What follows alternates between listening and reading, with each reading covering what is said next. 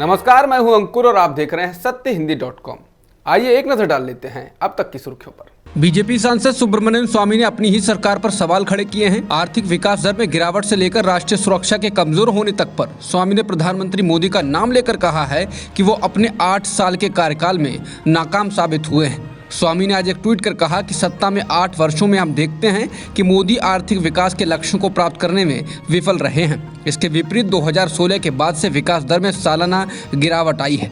राष्ट्रीय सुरक्षा बेहद कमजोर हुई है। मोदी चीन को लेकर बेखबर हैं और ये समझ से परे है। ठीक होने की गुंजाइश है, लेकिन क्या वो जानते हैं कि कैसे?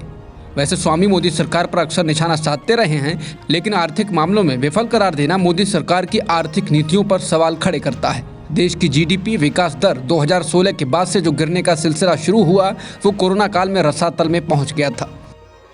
आम आदमी पार्टी ने जहांगीरपुरी हिंसा के लिए बीजेपी को जिम्मेदार ठहराया है और आरोप लगाया है कि जहांगीरपुरी दंगों का मुख्य आरोपी अंसार बीजेपी का नेता है। आम आदमी पार्टी ने कुछ फोटो भी ट्वीट किए हैं जिसमें अंसार बीजेपी की टोपी लगाए और उनके कार्यक्रमों में देखा जा रहा है। आम आदमी पार्टी ने कहा कि इससे स्पष्ट है कि बीजेपी ने हनुमान जयंती के पावन पर्व पर दिल्ली में दंगे कराए। हालांकि न्यूज चैनल आज तक पर बीजेपी के प्रवक्ता प्रेम शुक्ला ने आम आदमी पार्टी के आरोपों को खारिज किया। जहांगीरपुरी हिंसा मामले को लेकर आम आदमी पार्टी के राज्यसभा सांसद संजय सिंह ने कहा कि दिल्ली के दंगे भाजपा ने कराए। उन्होंने कहा कि भाजपा गुंडों और अपराधियों की पार्टी है। संजय सिंह ने कहा कि बीजेपी का राज जब से आया है तब से 3400 दंगे हुए हैं। यह आंकड़ा सरकार के मंत्री ने संसद में बताया है। लोगों ने इनको विकास और महंगाई कम करने, रोजगार देने, किसानों के दाम बढ़ाने के लिए लाया था। ये दंगे करवा रहे हैं। संजय सिंह ने कहा कि गुंडों अपराधियों को सम्मानित करना, दंगे करवाना, यही काम बीजेपी का हो गया है। संजय सिंह ने कहा कि क्या श्री राम ने हमको कट्टे तलवारें लेकर चलना सिखाया है? आम आदमी पार्टी आज जिस अंसार को बीजेपी का नेता बता रही है, उसी अंसार को बीजेपी नेता मनोज तिवारी कल आम आदमी पार्टी का बता चुके हैं। दोनों ही दिनों में जहांगीरपुरी हिंसा को लेकर आरोप प्रत्यारोप का दौर जारी है। मनोज तिवारी ने कहा था कि जहांगीरपुरी हिंसा का मास्टरमाइंड अंसार आम आदमी पार्टी कार्यकर्ता पाया गया। ताहिर हुसैन जो 2020 के दिल्ली दंगों का मास्टरमाइंड था, आम आदमी पार्टी का पार्षद भी था। क्या आम आदमी पार्टी दंगा फैक्ट्री चला रही है? तिवारी ने कहा था कि जाँच होनी चाहिए, क्योंकि जब भी दिल्ली में कोई हिंसा होती है तो मास्टरमाइंड आपका ही होता है। शिवसेना सांसद संजय राउत ने कहा है कि देश के 2 प्रमुख शहरों में चुनाव जीतने के लिए दंगे का माहौल बनाया जा रहा है। उन्होंने कहा कि देश के 2 प्रमुख शहरों में जिस तरह का दंगे का माहौल बनाया गया है, ये बहुत ही दुर्भाग्यपूर्ण है। उन्होंने कहा कि दिल्ली में नगर निगम के चुनाव होने वाले हैं, उस चुनाव को जीतने के लिए ये सब किया जा रहा है। इसके अलावा मुंबई में भी यही किया गया है और यहाँ लाउड स्पीकर का मुद्दा बनाया जा रहा है। राष्ट्रीय राजधानी दिल्ली के तीनों नगर निगमों को आधिकारिक तौर पर विलय कर दिया गया है। अब दिल्ली में 3 के बजाय बस 1 महापौर होगा। दिल्ली नगर निगम संशोधन अधिनियम 2022 बिल को मंजूरी दे दी गई है। इसे अब से दिल्ली नगर निगम कहा जाएगा। इस अधिनियम का उद्देश्य दिल्ली के 3 नगर निकायों, पूर्वी दिल्ली नगर निगम, उत्तरी दिल्ली नगर निगम और दक्षिणी दिल्ली नगर निगम का विलय करना है, जिसे अब दिल्ली नगर निगम कहा जाएगा। खरगोन में हिंसा के बाद दिव्यांग वसीम अहमद शेख की गुमटी किसने गिराई थी, इस पर अब तक 2 अलग अलग बयान दे चुके वसीम अहमद ने अब सनसनीखेज खुलासा किया। उन्होंने दावा किया कि उन्होंने इस पर बयान नहीं बदला, बल्कि क्षेत्र में शांति सद्भाव के लिए प्रशासन ने ऐसा बयान दिलवाया था।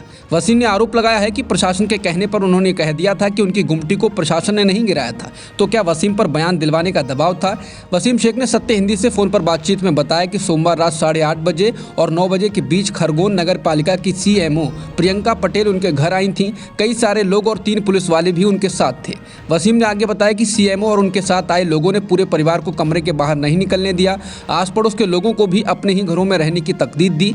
वसीम के अनुसार घर के बाहर ओटले पर ही CMO और उनके साथ आए लोग बैठे रहे, वहीं उसे भी बैठाया गया था। CMO ने शहर के सद्भाव और शांति की दुहाई दी। वसीम ने आगे कहा कि CMO ने कहा था कि अपना नाम और क्षेत्र का उल्लेख करते हुए, वसीम तुम मोबाइल कैमरे के सामने इतना भर बोल दो कि गुमटी प्रशासन ने नहीं तोड़ी है। वसीम ने कहा कि मैंने कहा कि सच्चाई तो उलट है, गुमटी प्रशासन ने ही तोड़ी है। अफसर ने दोहराया कि शहर की शांति और सद्भाव के लिए गुमटी प्रशासन ने नहीं तोड़ी, बोलना जरूरी है। वसीम ने कहा कि मैंने कहा कि आप जो भी बोल रही हैं अपने कैमरे से बनाकर दे देता हूं। उन्होंने कहा कि तुम बोलो, रिकॉर्डिंग हम कर लेंगे। वसीम ने कहा कि अफसर के दबाव के आगे उसकी नहीं चल पाई, जैसा उन्होंने कहा कैमरे के सामने बोल दिया। अफसर के साथ आए शख्स ने अपने कैमरे से रिकॉर्ड करते हुए वीडियो बना लिया। वसीम के मुताबिक वीडियो बना लेने के बाद जाते वक्त CMO ने एक लिफाफा दिया। यह भी आश्वासन दिया कि गुमटी फिर रखवा दी जाएगी, कारोबार फिर से लगा दिया जाएगा। वसीम ने बताया कि अधिकारियों के जाने के बाद लिफाफा खोलकर देखा तो उसमें 500 रुपए के 5 नोट रखे पाए गए। वसीम का कहना है कि सुबह सोकर उठा तब उसे मालूम हुआ कि अखबारों में खबर छपी है कि वो अपने पूर्व के बयान से पलट गया है। सांप्रदायिक दंगों की रिपोर्टिंग के मामले में एडिटर्स गिल्ड ऑफ इंडिया ने संपादकों और पत्रकारों से अत्यधिक संयम बरतने को कहा। गिल्ड ने पत्रकारों से उच्च स्तरीय प्रोफेशनल स्टैंडर्ड का पालन करने का आग्रह किया है। एडिटर्स गिल्ड की यह सलाह ऐसे समय आई है जब कई राज्यों में सांप्रदायिक हिंसा की घटनाएं हुई हैं। दिल्ली की जहांगीरपुरी हिंसा को लेकर तमाम मीडिया रिपोर्ट पर सवाल उठ रहे हैं, खासतौर पर अल्पसंख्यकों का पक्ष मीडिया में ठीक से पेश न किए जाने और सिर्फ एक ही समुदाय की बातों को बार बार बताने के आरोप मीडिया पर लगे हैं। इसी तरह खरगोन, करौली, हुबली आदि की घटनाओं पर मीडिया ने सरकार से सवाल पूछने की हिम्मत नहीं जुटाई। गिल्ड ने कहा कि समाचार को सबसे पहले पेश करने और दर्शकों का ध्यान खींचने के चक्कर में कई संपादक और पत्रकार निष्कर्ष पर बहुत जल्द पहुंच जाते हैं और बिना सोचे समझे दूसरे समुदाय पर घटना की जिम्मेदारी डालने लगते हैं, जिनमें न तथ्य होते हैं और न संदर्भ होते हैं। गिल्ड ने कहा कि इसके नतीजे दूरगामी निकलेंगे, जैसा कि देश में लंबे समय से चल रही सांप्रदायिक हिंसा के मामलों से पता चलता है। ज़्यादातर घटनाएं वैसी नहीं होती जैसी वो दिखाई देती हैं, यानी उनकी सच्चाई कुछ और होती है। उत्तर प्रदेश के रायबरेली में दलित अत्याचार का एक घिनौना मामला सामने आया। इसमें कुछ युवक दलित युवक की पिटाई करते नजर आते हैं और उसे पैर चाटने पर मजबूर करते हैं। इसका वीडियो सोशल मीडिया पर साझा किया गया है। वैसे देश में ऐसी जाति आधारित हिंसा के मामले जब तब आते रहते हैं। इसमें वैसे मामले भी शामिल हैं जिनमें दलितों को शादी के दौरान घोड़े पर बैठने या मूंछ रखने पर उत्पीड़न का शिकार होना पड़ता है। रायबरेली के इस ताज़ा मामले में एक रिपोर्ट दर्ज की गई है। पुलिस ने कहा कि 7 आरोपियों को गिरफ्तार किया है। स्थानीय रिपोर्टों में कहा गया है कि पीड़ित किशोर की मां ने आरोपियों में से एक के घर मजदूरी की थी और किशोर उस मजदूरी के पैसे मांगता था। पुलिस का कहना है कि घटना 10 अप्रैल को हुई और पीड़ित की लिखित शिकायत के बाद गिरफ्तारियां की गई। मामले के कुछ आरोपी तथाकथित ऊंची जातियों के हैं। रूस के विदेश मंत्री सर्गेई लावरोव ने अब कहा है कि रूस यूक्रेन में केवल पारंपरिक हथियारों का ही उपयोग करेगा। उन्होंने ये जवाब युद्ध में परमाणु हथियारों के संभावित उपयोग को लेकर पूछे गए सवाल पर दिया। बता दें, पश्चिमी खुफिया अधिकारियों ने चेतावनी दी है कि रूस अपने परमाणु हथियारों की ओर रुख कर सकता है। हालांकि एक इंटरव्यू में रूसी विदेश मंत्री ने कहा कि रूस का सैन्य अभियान एक नए चरण में प्रवेश कर गया है और जारी रहेगा। हालांकि इससे पहले रूस की ओर से कई बार कहा जा चुका है कि वो न्यूक्लियर हथियारों का भी इस्तेमाल कर सकता है। पाकिस्तान में शहबाज शरीफ सरकार की कैबिनेट के 34 मंत्रियों ने मंगलवार को शपथ ले ली है। द डॉन के मुताबिक 31 केंद्रीय मंत्रियों और 3 राज्य मंत्रियों ने शपथ ली है। पाकिस्तान में चले जोरदार राजनीतिक घटनाक्रम के तहत इमरान खान की सरकार विश्वास मत हार गई थी। सुप्रीम कोर्ट के आदेश के बाद नेशनल असेंबली में विश्वास मत पर वोटिंग कराई गई थी। हार के बाद इमरान खान को इस्तीफा देना पड़ा था।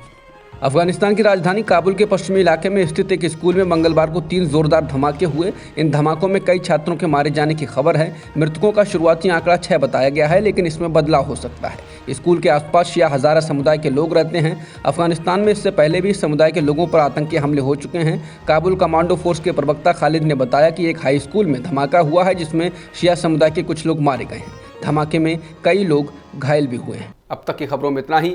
बाकी खबरों के लिए बने रहिए सत्यहिंदी.com के साथ।